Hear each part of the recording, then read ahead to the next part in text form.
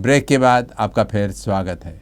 उपराजधानी नागपुर समेत कई प्रमुख शहरों में नक्सली अपना पैंट बढ़ा रहे हैं। खास तौर पर युवाओं के बीच इस देश विरोधी विचारधारा को प्रचारित प्रसारित किए जाने का प्रयास किया जा रहा है।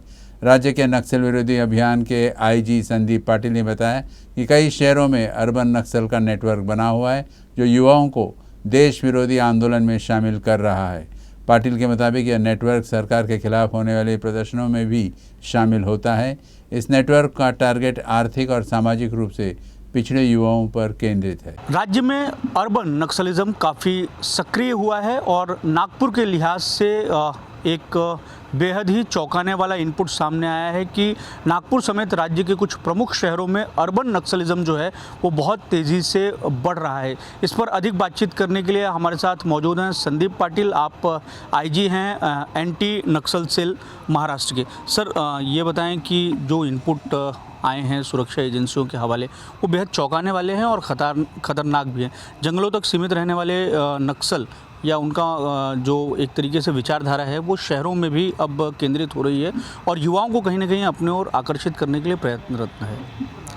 एक्चुअली जो सीपीआई माओइस्ट जो बैंड ऑर्गेनाइजेशन है उसके दो पार्ट है। एक है पीएलजीए जिसको वो पीपल्स लिबरेशन गुरिल्ला आर्मी बोलते हैं, वो जंगल में वो काम कर रहे हैं, और दूसरा है यूनाइटेड फ्रंट जो उसको बोलते हैं संयुक्त मोर्चा।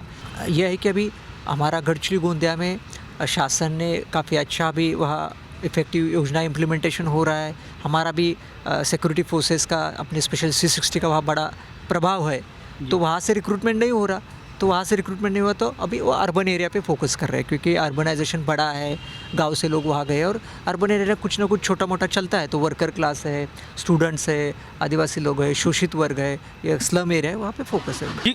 नागपुर में किस तरीके से उनकी मौजूदगी है और क्या कुछ ऐसे पुख्ता जानकारियां हासिल हुई हैं और उसके मद्देनज़र कुछ और कार्रवाइयां होती हुई हमें दिखाई दे रही है? और अगर कोई युवा इस तरीके से भटक गए होंगे और इस ऑपरेशन में मिल गए होंगे नक्सल ऑपरेशन में, तो उनको वहां से निकालने के लिए किस तरीके के प्रयास किए जाएंगे? नहीं, नागपुर तो एक इम्पॉर्टेंट शहर है, इंडिया का सेंट्रली लोकेटेड है, तो माओवादियों का वहाँ पे काफ़ी अच्छा गतिविधि नेटवर्क अर्बन का पहले से रहा हुआ है। आपको पता होगा कि अनुराधा गांधी और कोबाड़ गांधी जो दो सेंट्रल कमेटी मेंबर थे, नागपुर में इंदौरा जो एरिया है वहाँ पे रहते थे। उन्होंने मिनिल तेलतुंबड़े जो सेंट्रल कमेटी मेंबर जो अभी मारा गया उसको रिक्रूट किया। ऐसे बहुत सारे युवाओं को उन्होंने, चंद्रपुर अपना पूर्व विदर्भ के युवाओं को उन्होंने यह किया। तो लोकसभा चुनाव आने वाले कुछ समय में होने वाले हैं। आपको लगता है कि ये जो अर्बन नक्सल हैं इनका मूवमेंट और ज़्यादा स्ट्रॉन्ग हो जाएगा और बढ़ जाएगा? उनका एक फ़िलॉसफी है, बहुत इंटरेस्टिंग फ़िलॉसफी है, to align with secondary enemy to kill primary enemy. Actually political party उनके एनिमीज ही है। तो अभी जो सत्ता में पार्टी है उसको प्राइमरी एनिमी है, जो अपोजिशन पार्टी है वो सेकेंडरी एनिमी है। तो वो अभी सेकेंडरी एनिमी के साथ अलाइन होकर प्राइमरी एनिमी को ये करना है, ऐसा उनका प्लान है और बहुत सारे रिकॉर्ड्स में भी आया है।